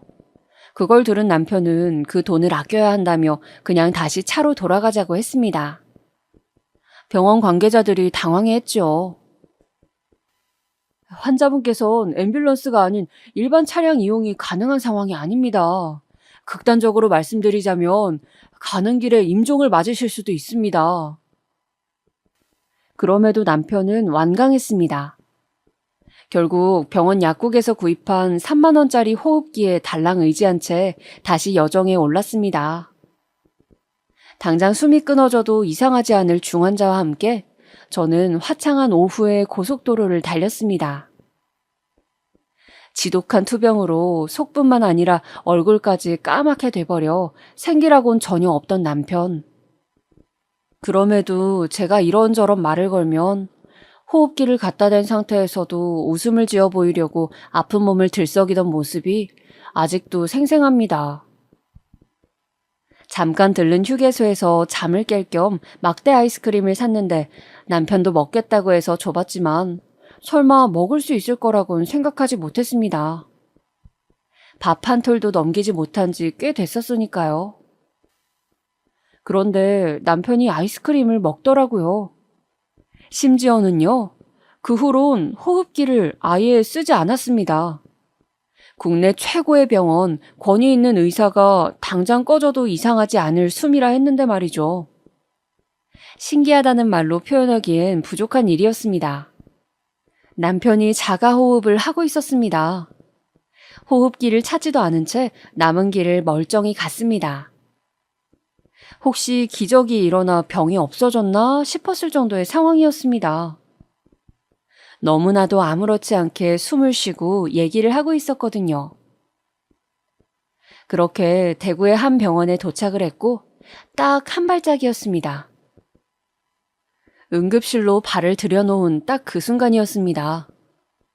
제 남편의 호흡은 그때가 마지막이었습니다. 들어서자마자 남편은 호흡곤란으로 쓰러졌고 의료진들이 달려와 긴급한 조치가 이루어졌습니다. 하지만 돌이킬 순 없었습니다. 그대로 남편은 세상을 떠났습니다. 정말 허무했죠. 아까까지만 해도, 아니 방금 전까지만 해도 너무나도 멀쩡히 호흡기도 없이 1시간 이상을 있었으며 자기 발로 걸어서 응급실에 들어왔으니까요. 그런 사람이 단 한순간에 가버리다뇨. 온통 경황이 없었는데 장례 절차란 걸 또 바로 준비해야 되더군요. 그런 와중에 한 통의 전화를 받게 되었습니다. 그날 오전에 서울 삼성병원에서 짧은 인연을 맺었던 선교사분이었습니다. 그 처절했던 기도가 떠올라 제 남편의 소식을 알려주는 게 맞겠다 싶어서 전화를 받았습니다. 그런데 전화를 받자마자 선교사분께서 놀라운 말씀을 하는 겁니다. 바깥분께서는 돌아가셨죠? 저는 정말 깜짝 놀라고 말았습니다. 맞다. 조마까 세상을 떠났는데 이걸 어떻게 아셨냐고 묻자 사실 병원에서 바깥분을 위해 기도를 할 때 저는 기도의 답을 들었습니다. 지금 곧 하늘로 데려가겠다는 응답이었습니다. 그래서 제가 정말 애걸복걸했습니다. 눈물, 콧물 다 쏟으며 기도했습니다. 하나님, 지금 그가 아내와 다시 지방에 내려갈 생각을 하고 있습니다. 정 그러시다면 제발 그분들이 가는 도중에 놀라지 않도록 그 길을 완수한 후에 품으로 데려가 달라고 했고 저는 이 기도가 이루어질 것을 알고 있었습니다. 이런 대답을 하시는 겁니다. 무슨 말이 필요할까요? 제가 무슨 말을 할 수 있었을까요? 저는 그 순간 제 속에 있던 응어리가 뜨거운 눈물로 녹아내리는 것을 느꼈습니다. 제 남편은 비록 떠났지만 그 마지막 길은 서글프지 않았다는 생각이 들었습니다. 장례식이 시작되고 직계 가족은 시신을 마지막으로 보고 인사할 수 있는 시간이 주어졌습니다. 삶의 끝자락에서 고통스러운 순간을 맛보았던 남편. 숨이 끊어지던 순간 일그러진 채 까맣게 질려 있었던 얼굴의 남편. 솔직히 보는 것이 괴로웠지만 마지막 인사를 해주어야 한다는 생각으로 마주했습니다. 차갑게 식은 채 누워있는 남편을 그렇게 마주한 순간 저는 또 한 번 크게 놀라고 말았습니다. 남편의 얼굴이 너무나도 밝았기 때문이었습니다. 어떻게 이런 일이 가능했을지 모르겠습니다. 거무죽죽한 낯빛이며 고통에 일그러진 표정, 생기라곤 이미 몸에서 다 빠져나간 그 모습, 생전의 그 모습들만 저는 기억하고 있었나 봅니다. 그런데 차가워진 제 남편은 편안한 낯빛, 그리고 믿을 수 없게도 다문 입가의 흐릿한 미소, 고요하고 차분한 기운만이 감돌고 있는 그 모습. 저는 제 남편이 삶의 무게를 모두 벗어던진 채 편히 눈을 감고 있다는 사실을 알게 되었습니다. 행복했던 순간들, 함께 먼 미래를 그렸던 과거들이 제 머릿속을 휘몰아쳤습니다. 고통의 멍에는 세상을 떠난 남편에게서뿐만 아니라 저에게도 사라진 셈이었죠. 제 아이들도 다른 가족들도 모두 하나같이 편안하게 잠든 남편의 얼굴에 놀랐습니다. 영면에 든 그 입가에 걸린 미소를 보고 나선 인생에 대해 참 다양한 시각을 갖게 되더군요. 삶이 뭐고 죽음이란 뭔지. 저는 그 이후에 서울로 이사를 왔고 식당을 운영하게 되었습니다. 자식들을 먹여 살릴 길을 찾다 보니까 그렇게 되었는데 식당을 생각해낸 것은 하숙집에서의 기억 때문이었습니다. 정갈하면서도 맛깔나게, 그리고 음식에서 정이 느껴지도록 요리를 하셨던 하숙집 아주머니의 손맛이 저에게 강하게 남아 있었거든요. 그래서 저는 제 아이들에게도 밥을 차려줄 때 항상 적은 가짓수라도 늘 정성을 다해서 요리를 해왔었습니다. 점차 요리 솜씨가 늘게 되었음은 물론이었고요. 그래서인지 저는 문득 식당을 차려서 제가 만든 요리를 손님들에게 판매해보고 싶다는 바람을 품게 된 것이었죠. 두려움이 앞섰으나 먼저 떠나간 남편이 남겨준 미소, 제가 책임져야 하는 아이들을 떠올리면 헤쳐나가지 못할 것도 없었습니다. 저는 그렇게 작은 백반집으로 식당을 시작하였습니다. 4인용 테이블 2개, 2인용 테이블이 4개였던 작은 규모의 식당이었어요. 되어봤자 얼마나 잘 되고 벌어봤자 얼마나 잘 벌었겠습니까? 제 형편에 맞춰서 차린 것이었으니 번지르르한 모양새도 아니었고 비싸고 좋은 몫에 차려진 것도 아니었습니다. 그런데 바로 이런 자그마한 백반식당이 문전성시를 이루었다면 여러분들은 믿어지십니까? 처음에는 그다지 잘 되지 않았지만 2달, 3달 이렇게 점차 단골들이 늘어나더니 1년을 채웠을 때는 그 동네에서 손꼽히는 식당이 되어 있었습니다. 2년을 채우고 나서 저는 규모가 큰 자리로 옮겨갔고 그곳에서도 역시 장사가 잘 되었습니다. 주력 메뉴를 앞세워서 더욱 많은 손님들이 찾을 수 있도록 유도를 하였죠. 아이들도 제 엄마의 장사를 물심양면으로 도왔습니다. 서빙부터 설거지까지 가리는 것 하나도 없이 군소리 한번 하지 않고 열심히 일을 했어요. 남의 가게가 아니라 우리 가족의 생계가 달린 현장이었으니 저희 세 가족은 마음을 하나로 모아 늘 최선을 다하고 잔꾀를 부리지 않으며 식당을 운영하였습니다. 방송사에서도 촬영 요청이 여러 번 왔으나 저희는 거절하고 묵묵하게 그날그날의 장사를 해나갔어요. 때가 되었다고 느꼈을 무렵 저는 아이들에게 식당을 직접 운영해보라고 말을 건넸습니다. 내가 이제 일선에서 물러나고 너희 2명이 본격적으로 전도지휘를 하는 게 맞을 것 같다. 이 엄마는 말이지 아직 이렇게 건강이 허락되고 체력이 받쳐줄 때 따로 하고 싶은 일이 있어서 그래. 그러니까 너희가 이 엄마의 뜻을 따라줬으면 좋겠어. 내심 아이들이 다른 일을 하고 싶어 하지는 않을까 그런 생각도 했었지만 둘 다 저의 의견을 존중해주겠다고 하였습니다. 고맙고도 다행이었죠. 제가 식당 일을 아이들에게 전적으로 맡기고자 한 것은 저에게는 마음 깊숙한 곳에 사명이 있었기 때문입니다. 남편이 죽은 후로 종종 생각을 해왔어요. 봉사활동을 해보고 싶다고 말이죠. 그래서 저는 이따금씩 보육원에 찾아가서 봉사활동과 물품 기부를 해오기도 했습니다. 본격적으로 봉사활동을 하며 지내고 싶다는 바람을 품은 저는 어쩌다 보니 노숙자분들을 대상으로 하는 무료급식의 현장에서 활동을 하게 되었습니다. 처음 나갔을 때는 허둥지둥하여서 부끄러운 모습도 보였으나 그 다음번 나갔을 때는 여러모로 의연해지더군요. 그렇게 무료급식 봉사를 나가던 와중이었어요. 제가 TV를 즐겨본다고 말씀드렸었죠? 잘 보는 예능 중에 하나가 미운오리 새끼라는 프로그램인데 출연자가 20년 전에 인연을 맺었던 하숙집 할머니를 찾아가는 에피소드가 마침 반영되었습니다. 아기 때 부모님이 이혼을 하셔서 친할머니 손에 자랐었는데 친할머니가 돌아가신 후 어린 나이에 혼자서 하숙을 하게 되었다는 사정이 있었더라고요. 어라? 나랑 비슷한 구석이 좀 있는 것 같네. 그러고 보니까 하숙집 아주머니 아저씨 지금 뭐하고 사실까?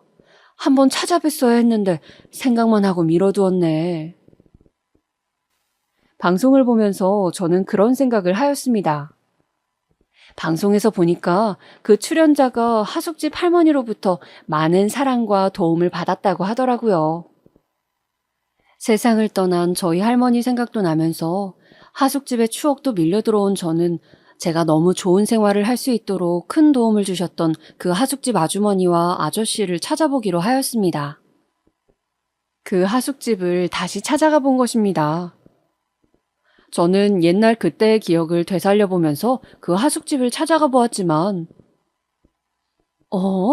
분명 이 자리였는데 지금은 완전히 다른 건물이 들어서 있잖아. 그럼 하숙집은 아예 형태조차 남지 않고 사라지게 된 거야? 아니, 세월이 흘렀다지만 어쩜 이렇게 상황이 변해 있을 수가 있지? 하숙집은 그 자리에 남아있지 않았습니다. 저는 그 주변의 골목을 다니면서 혹시나 하숙집을 운영하셨던 부부, 그 두 분의 소식을 알고 계신 분이 있지 않을까 싶어서 찾아보았습니다. 그러나 제가 길에서 만난 동네 어르신들은 그 시절의 하숙집 사정이 어떻게 되었는지 모르고 계셨어요. 실망 끝에 발길을 돌리려고 했는데,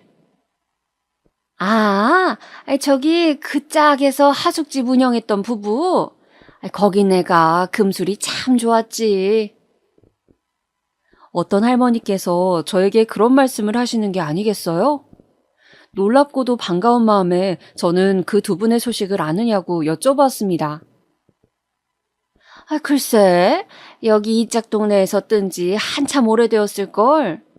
내가 알기로는 거기 아줌마가 많이 아팠나 그랬었어.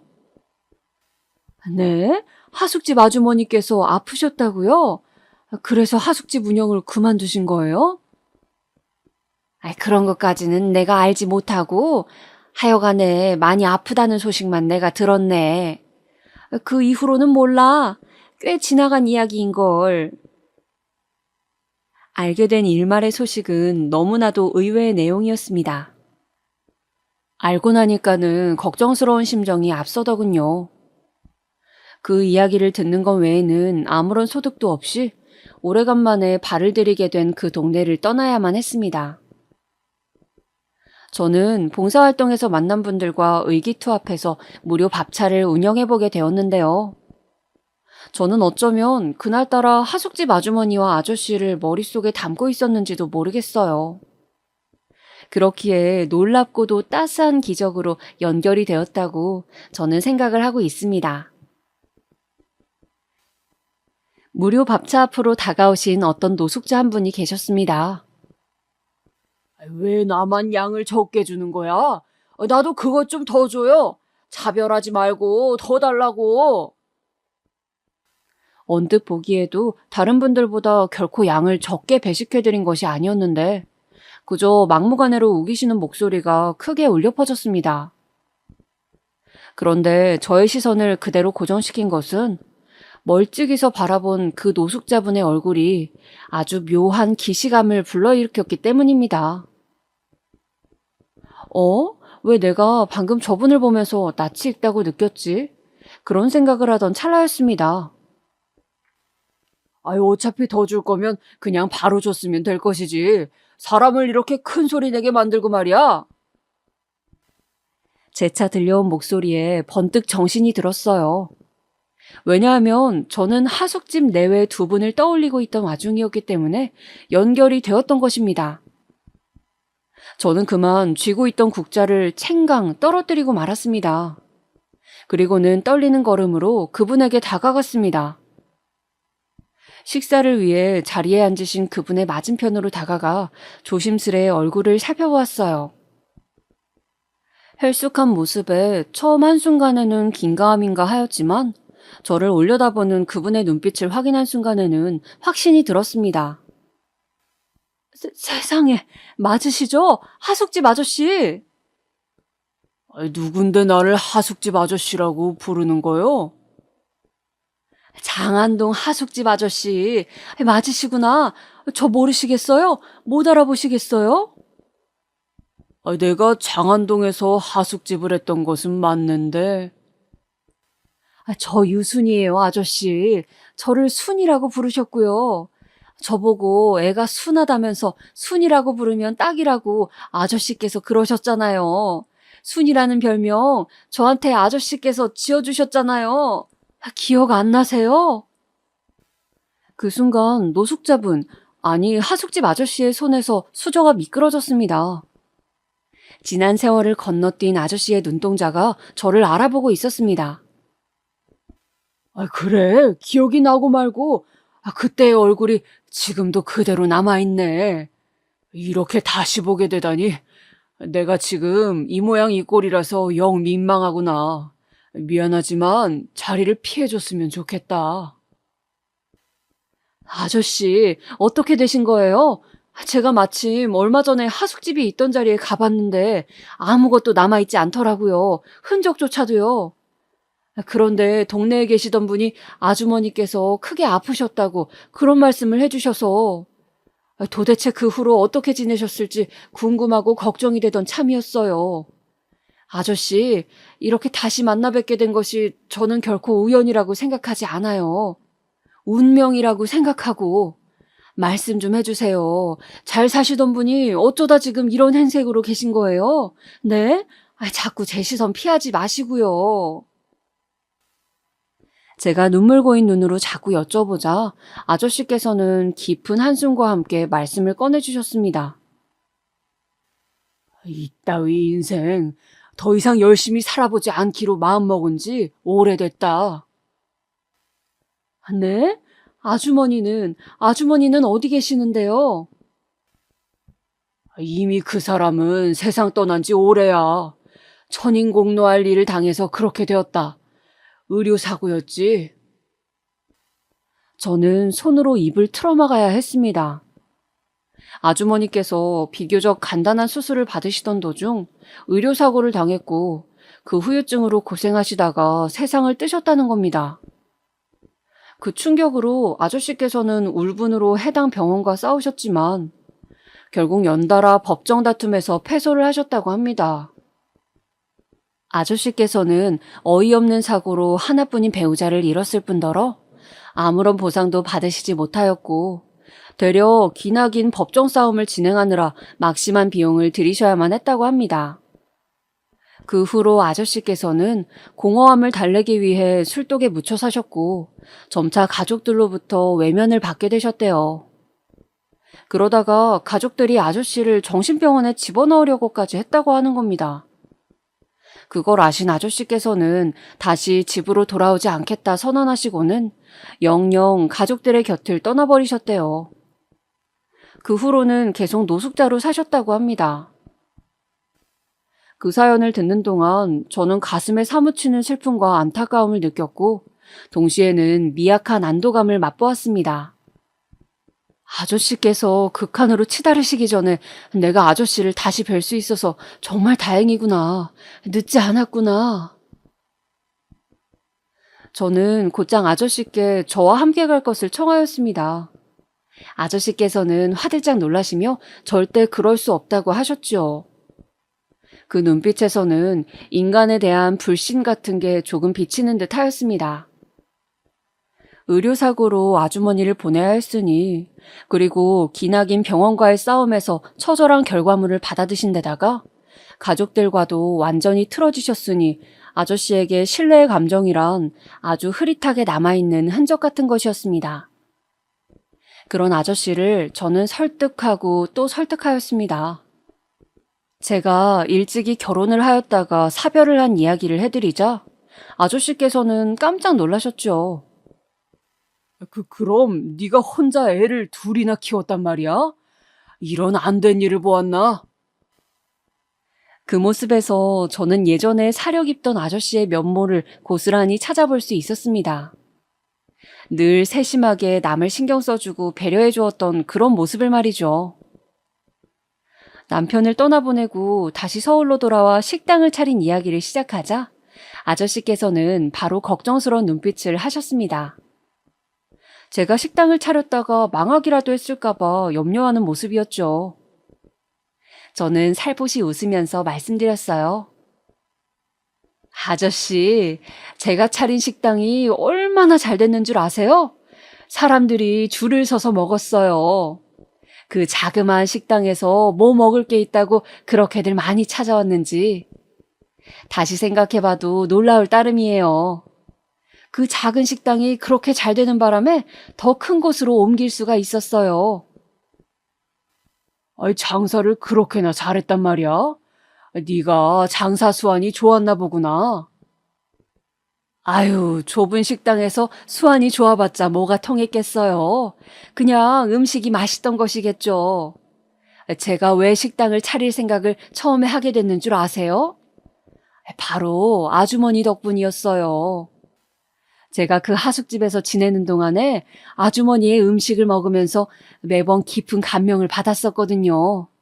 그 기억, 그 순간들의 추억이 가진 맛을 잊지 못해서 제가 식당을 직접 차리게 되었던 거예요. 그러니까 다 아주머니 덕분이라고 할 수 있죠. 제가 이렇게 말씀을 드렸을 때 어느새 아저씨의 눈가는 촉촉하게 젖어들어 있었습니다. 제가 처음 두 분을 배웠을 때도 참 사이가 좋아 보인다고 생각을 했었어요. 딱 봐도 부부관계에 계시는 분들이구나 짐작이 가능했고요. 그런 한 쌍이었는데 반쪽을 잃고 나서 아저씨의 상심이 얼마나 크셨을지 따라서 눈물이 뜨거워진 저는 아저씨에게 다시 권유를 드렸습니다. 저와 함께 가자고요. 지금은 저희 애들이 식당을 도맡아서 운영하고 있어요. 아저씨, 그 식당이 어떻게 생겼는지, 음식을 어떻게 파는지 궁금하지 않으세요? 한번 같이 안 가보실래요? 저는 아주머니라는 존재를 겪지 않았더라면 식당을 차릴 생각조차 안 해봤었을 거예요. 아주머니의 의지가 내려오는 식당이라고 생각해 주시고 저랑 같이 가주세요. 네? 저의 간청에 그제야 아저씨는 천천히 고개를 끄덕이셨습니다. 같이 무료 밥차 현장에 나와주신 분들에게 양해를 구한 뒤 먼저 이르게 현장을 빠져나왔어요. 내가 꾀죄죄한 데다가 행색도 이래가지고 차에 타기에도 민망하고 미안하네. 아저씨께서는 제 차에 올라타시는 것도 망설이셨죠. 하지만 저는 거리낌 없이 차 문을 직접 열어드렸습니다. 이동하는 차 안에서 아저씨께서는 소리 없이 눈물을 흘리셨습니다. 그러시더니 이윽고 저에게 조심스레 부탁을 건네오셨어요. 저기, 내가 정말로 미안한 얘기인데 식당에 가기 전 내가 혹시 그 전에 다른 곳을 들를 수가 있을까? 목욕탕을 지금 꼭 좀 가보고 싶은 마음이 들어서. 저는 그 심정이 10분 이해가 되었어요. 큰 목욕탕이 있는 건물에 차를 주차하고 나서 그곳에 입점해 있는 마트로 들어가 속옷이랑 다른 옷들을 전부 한 벌씩 구입하였습니다. 그걸 아저씨의 손에 들려서 목욕탕으로 보내드렸죠. 그리고 저는 아저씨가 나오기를 기다리는 동안 저희 아이들한테 전화를 해서 상황을 알려주었습니다. 그랬더니 둘 다 난리가 났어요. 둘 다 제가 겪었던 하숙집의 이야기를 익히 알고 있었으니까요.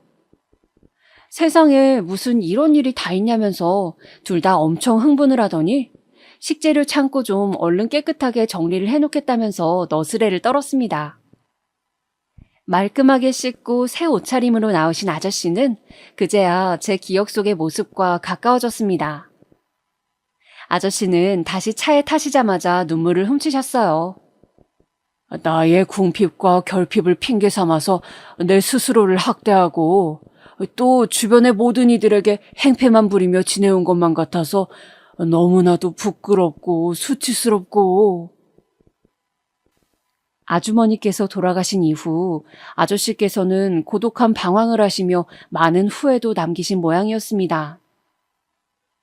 지나간 날을 아쉬워하기보다는 살아갈 날을 반기는 아저씨의 모습을 보고 싶다는 바람을 품은 채로 저희 식당에 도착할 수가 있었어요.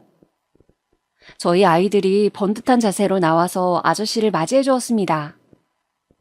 식사 때가 아니었는데도 손님들이 꽤 많은 모습을 보면서 아저씨는 아주 놀란 표정을 지어 보이셨어요.